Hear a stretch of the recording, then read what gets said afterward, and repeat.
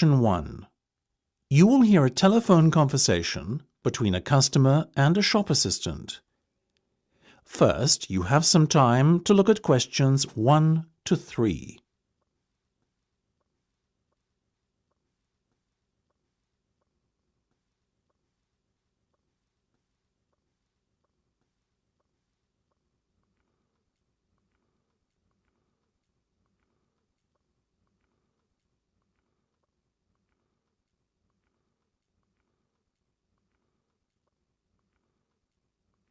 You will see that there is an example that has been done for you.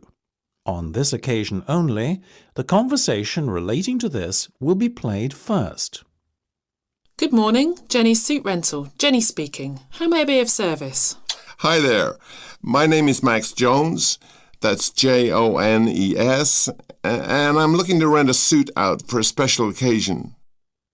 The customer's name is Max Jones. So, you write Jones in the space provided. You should answer the questions as you listen, because you will not hear the recording a second time. Listen carefully and answer questions 1 to 3. Good morning, Jenny's Suit Rental. Jenny speaking. How may I be of service? Hi there. My name is Max Jones. That's Jones, and I'm looking to rent a suit out for a special occasion. Certainly, Max.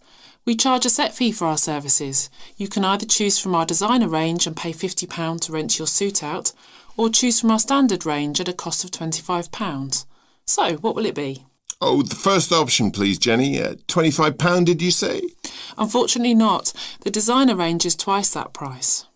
Oh, in that case, I'll take the second option. Standard, was that it? That's right. Now, before we go any further, may I ask how you intend to pay? Do you accept cheques? Yes, but only in exceptional circumstances. We prefer cash or credit card. Well, as I haven't got one, does this count as those circumstances? Yes, that'll be fine. Make it payable to Jenny's Suit Rental. Will do. Before listening to the rest of the conversation, you have some time to look at questions 4 to 10.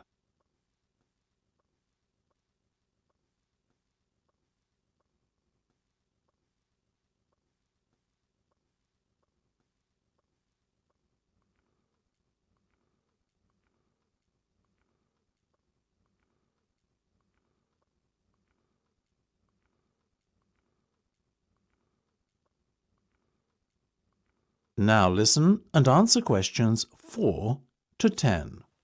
Now, Max, can I take your measurements, please, and a few details about what sort of suit you have in mind? Certainly. Let's start with the trousers then, shall we? What is your waist size and leg length?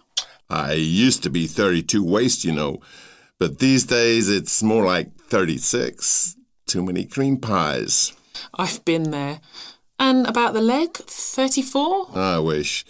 I'm afraid I'm somewhat lacking in the height department. Not even a 32. 30, I'm afraid. Never mind. As for the colour, could you do a dark grey suit? In fact, we have a very smart one of those in just your size. You're in luck. Now, what about shoes? Same colour? No, I think I prefer something darker. OK, let's go with traditional black then, shall we? What about size? I'm a size 45. By my calculations, that's 10 in our sizes. And style? What have you got? We do suede, nubuck and traditional leather. Definitely the last one. Very well. And will you be wanting a necktie? Do you do bow ties? Of course. I'll put one of those down in your order. Dark grey, I presume? Perfect. To match the suit. I think I fancy a light blue shirt, by the way. Might I recommend a green? Green would go very well with the suit you are renting. Light or dark? I'd say dark. Dark it is then. My neck size is 17 and a half. Hard to believe that a little over a year ago I could fit into a 15, isn't it? Those cream pies again, right? You got it. Now, what about your suit jacket? Same colour as the trousers, obviously, but what size? Medium should be fine. You sure? Yeah. And have you got any of those 3-button ones? I'm afraid not. The 1 and 2 button suit jackets are far more popular at the moment. In fact, the 1 button is all the rage. Let's have that one then. No problem. Now. That's the end of section 1. You have half a minute to check your answers.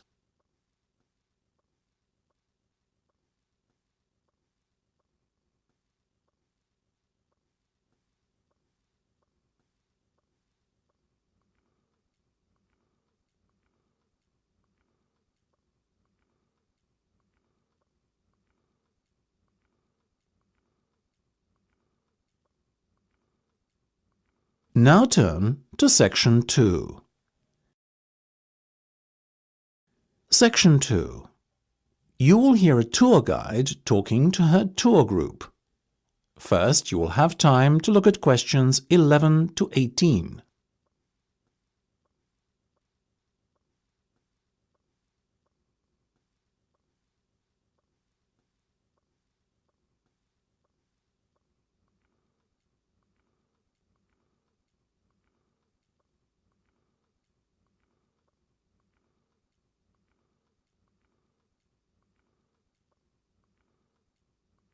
Now listen carefully and answer questions 11 to 18. So, here we are in front of the entrance hall on the ground floor of this rather splendid 20th century building, once the home of Lord Redford of Graves, but which now, of course, has been converted into the National Art Museum. Now, look straight ahead towards the end of the entrance hallway to where it narrows. That door will take you into the main exhibition hall. Alternatively, if you take the first right, you'll come to the Modern Art section, and next to that is the Modern Art Studio, where you can see professional artists at work on their latest masterpieces. Fascinating!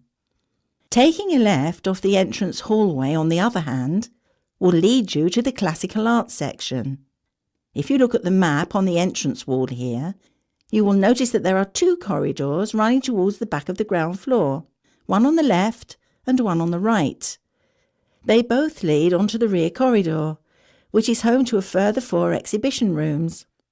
On the far right, we have the landscape section. In the centre of the corridor is the still life section. And on the far left of the corridor, there are 2 rooms. As you walk down the corridor towards them, the one on your left is the History of Art room, and the one opposite is the Digital Art room. Right, let's get started then, shall we? Before you hear the rest of the discussion, you have some time to look at questions 19 to 20.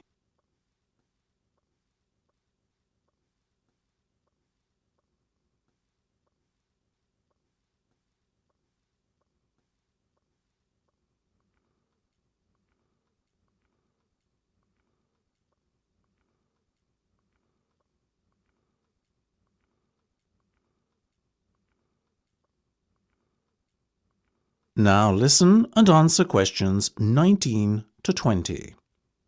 Our first port of call will be the Digital Art room down at the end. This exhibition has been open little more than a month, but has proved hugely popular with visitors so far. It is an interactive exhibition space, and visitors are encouraged to touch and feel the exhibits to their heart's content. Though, of course, I shouldn't need to remind you that this is forbidden in the rest of the museum, as is the use of cameras, so please ensure that you do not take any pictures once you leave the Digital Art room. That's the end of section 2. You have half a minute to check your answers.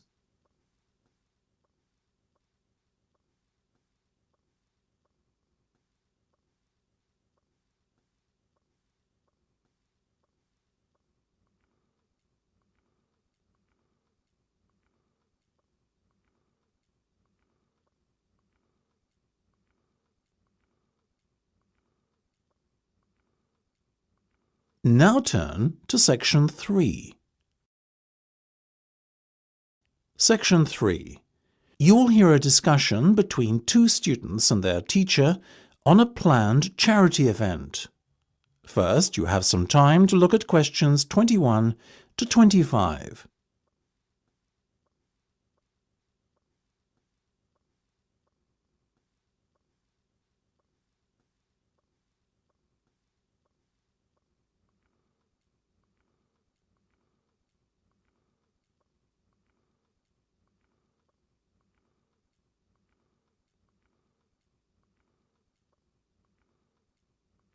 Now listen carefully and answer questions 21 to 25. So, are you making any progress with your plans for our annual charity event? I guess first things first, have you decided what charity it will be in aid of this year? We're thinking about Help the Children Africa, sir. Well, that's Mark's idea, sir, but I myself prefer a local charity called the Meals on Wheels. I'd have to agree with Laura on this one, Mark. After all, we're supposed to be giving back to the local community, and although helping African children is a very worthy cause, it's a little outside our remit. That settles it, I guess. Moving on from the beneficiary question, have you made a decision on what type of event it will be? Yes, we plan on doing something a little different this year. We're calling the event Balloonathon. Basically, we're going to offer balloons for sale to all the students. Balloons? I don't see where you're going with this. Why would they want to buy a balloon? Well, here's the thing. We don't actually give them the balloon. Instead, we'll write their name on it along with the special phone number, and then we'll release all the balloons into the air. When they fall to the ground, if a person finds one and rings a special number, then both he and the student who've bought the balloon will win a gift voucher. That sounds like an excellent idea, guys. Well thought out. This Balloonathon has a real novelty value attached to it, don't you think? Exactly what we said, sir. The only drawback is that the gas you put into the balloons is rather expensive. How much? About £20 per canister, and we'll need about 10. And how many balloons are you planning to blow up? Well, there are over 1,000 students in the school, so if even 1/3 of the students buy one, we'd need about 350 balloons. We've decided to order 500 so we don't run out. The good thing is we can return the canisters of gas if we don't use them, and the balloons aren't expensive, so there's no real risk of us spending a lot of money without getting a good return. You two have really thought this one out. I'm impressed. Before you hear the rest of the discussion, you have some time to look at questions 26 to 30.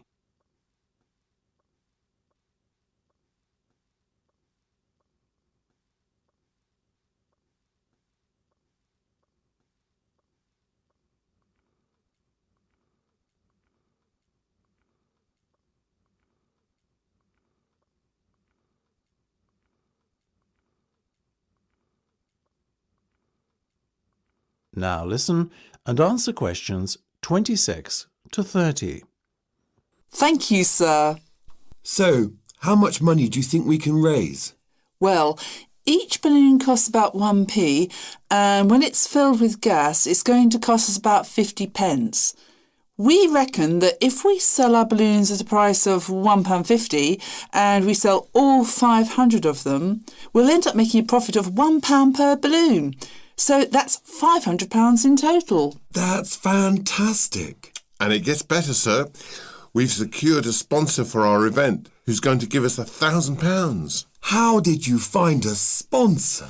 The balloon company we approached about buying the balloons asked us if we'd be interested in letting them sponsor us too. What's in it for them? They're going to print their logo on every balloon. I think you've done a good deal there. Thank you, sir. So, do we have your approval to confirm our order? Absolutely. But you know, I think we can sell more balloons if we set our minds to it. So why not order double the amount? 1,000 instead of 500. We're going to need more than 10 canisters of gas then. Double the amount, presumably. Correct. OK, let's go for it. Let's make this year's charity event our most successful ever. That's the end of section 3. You have half a minute to check your answers.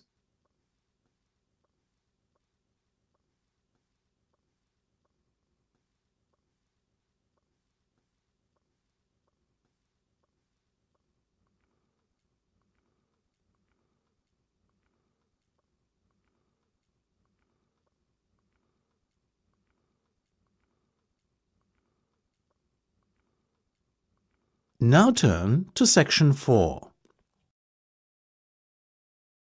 Section 4. You will hear part of a lecture about philosophy. First, you have some time to look at questions 31 to 40.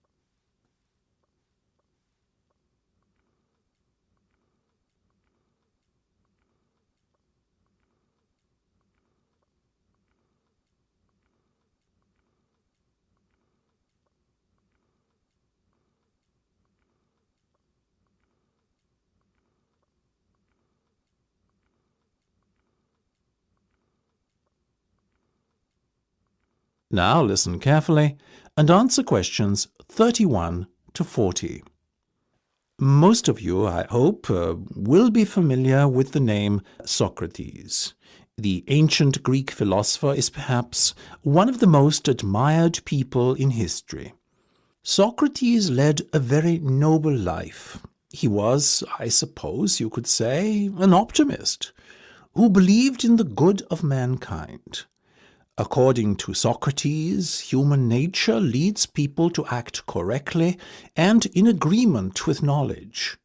Socrates believed that evil and wrong actions arise out of ignorance and is famously quoted as saying, "No man knowingly does evil." True to his personal beliefs, Socrates devoted his own life to seeking goodness and truth. Born in Athens, where he lived all his life, Socrates always dressed simply and was known for moderation in both eating and drinking. He brought his teachings to the masses, speaking regularly in public places such as the busy streets of Athens, especially in the area around its great marketplace. He had little regard for public opinion, and always conducted himself in accordance with his own set of rules. Socrates built up a reasonably large following of Athenians looking to learn from his seemingly endless wisdom. But he also had a good many enemies who mistrusted him on account of his unorthodox views on subjects such as religion.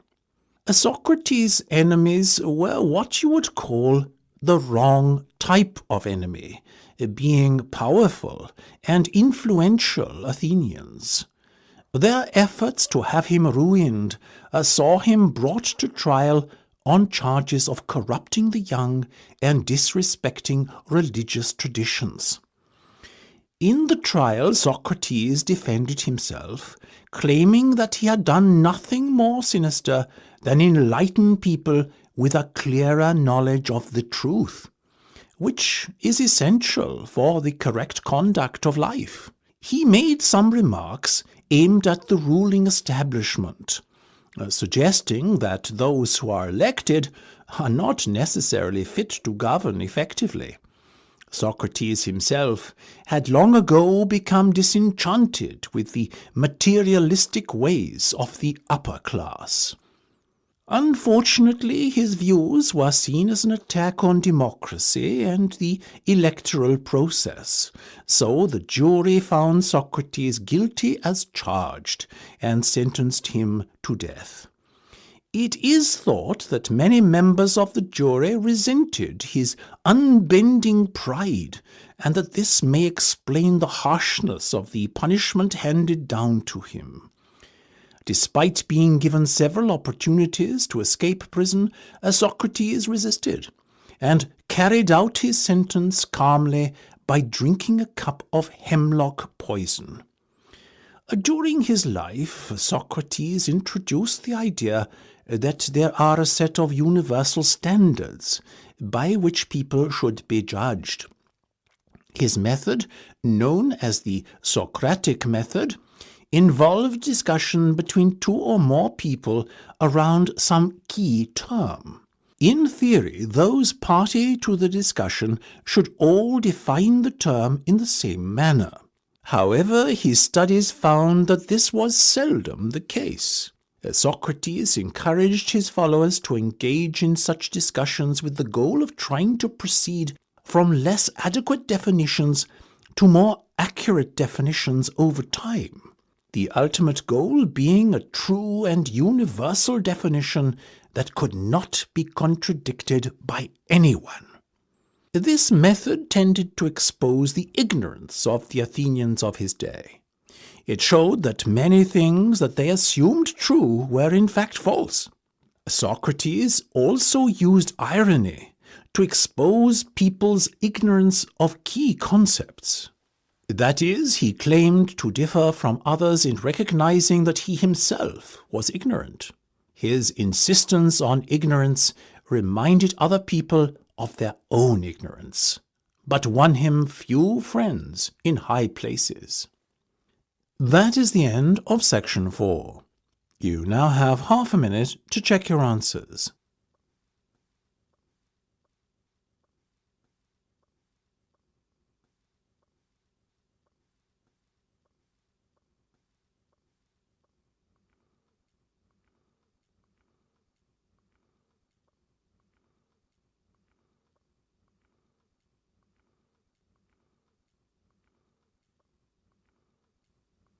That is the end of the listening test. You now have 10 minutes to transfer your answers to the listening answer sheet.